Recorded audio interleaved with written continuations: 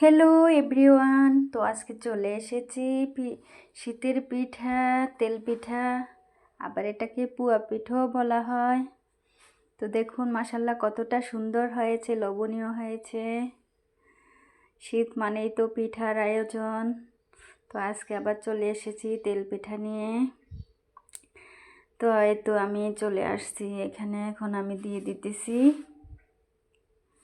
আটা, আধা কাপের চেয়ে কম, আর দিয়ে দিব চালের গুঁড়া। আটাটা দিলে একটু ভালো হয়, পিঠাটা নরম সফট হয় আর খেতে অনেক ভালো লাগে। তো সেজন্য আমি এখানে দিয়ে দিলাম আটা আর চালের গুঁড়ো, আর দিয়ে দিলাম স্বাদ মতো লবণ। তো এভরিওয়ান, যে যেখান থেকে দেখতেছেন আমার চ্যানেলটাকে সাবস্ক্রাইব করবেন, লাইক কমেন্ট করবেন, আপনাদের কাছে অনুরোধ রইল। তো আমি এখানে খেজুরের গুড়টাও দিয়ে দিলাম, দিয়ে এখন পরিমাণ মতো পানি দিয়ে আমি এখন একটা বেটার তৈরি করে নিব ভালো করে।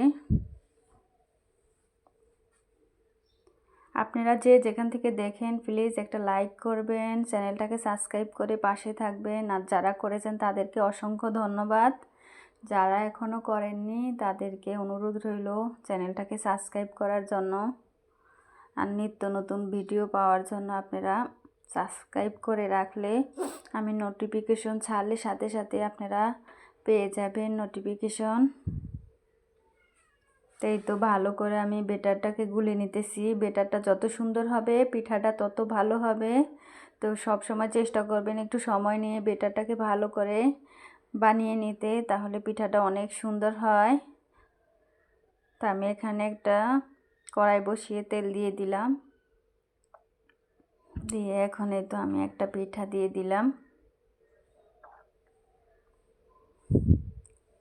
শীত মানে নানান রকমের আয়োজন থাকে পিঠা পুলির।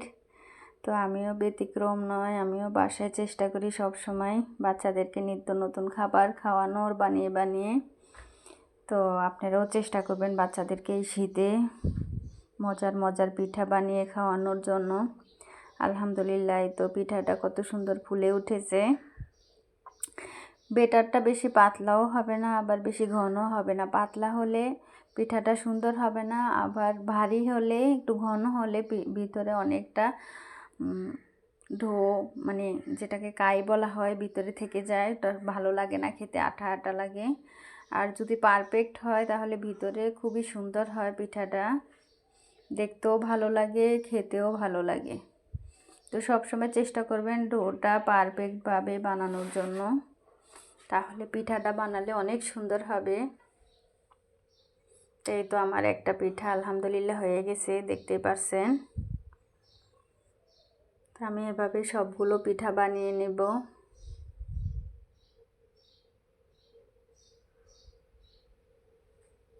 আপনারা প্লিজ ভিডিওটাকে কেটে কেটে দেখবেন না, ফুল দেখার চেষ্টা করবেন। এই তো মাশাল্লাহ আমার পিঠা একটা হয়ে গেল। কেটে কেটে দেখলে আপনারা বুঝতে পারবেন না, আর ফুল ভিডিওটা দেখলে ইনশাল্লাহ যারা নতুন আছেন তারা শিখে বাসায় বানিয়ে খেতে পারবেন। আমি এভাবে সবগুলো পিঠা বানিয়ে নিয়েছি, এটা একেবারে শেষটা। সবগুলো তো আর দেখানো সম্ভব হয় না, তাহলে ভিডিওটা অনেক বড় হয়ে যাবে, আপনাদের কাছেও ভালো লাগবে না, বিরক্ত বোধ করবেন। তো সেজন্য আমি দুই একটা দেখাচ্ছি যাতে আপনারা বুঝতে সহজ হয়।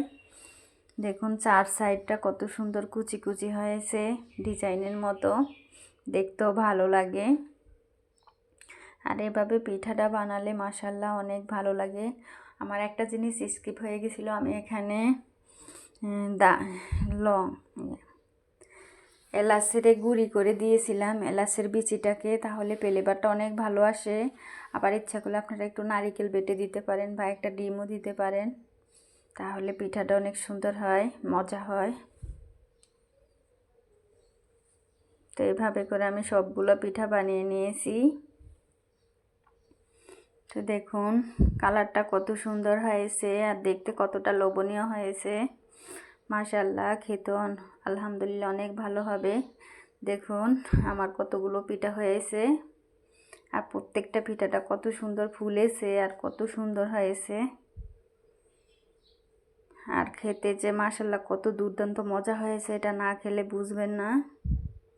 তো এইভাবে ইনশাল্লাহ বাসায় চেষ্টা করবেন বানাতে। দেখুন আমার ভিতরটাও কত সুন্দর হয়েছে।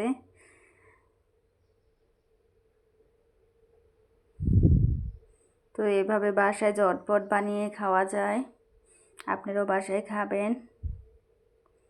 তো সবাই ভালো থাকবেন, সুস্থ থাকবেন। আজ এই পর্যন্তই, আবার দেখা হবে নতুন অন্য কোনো ভিডিওতে। আল্লাহ হাফেজ।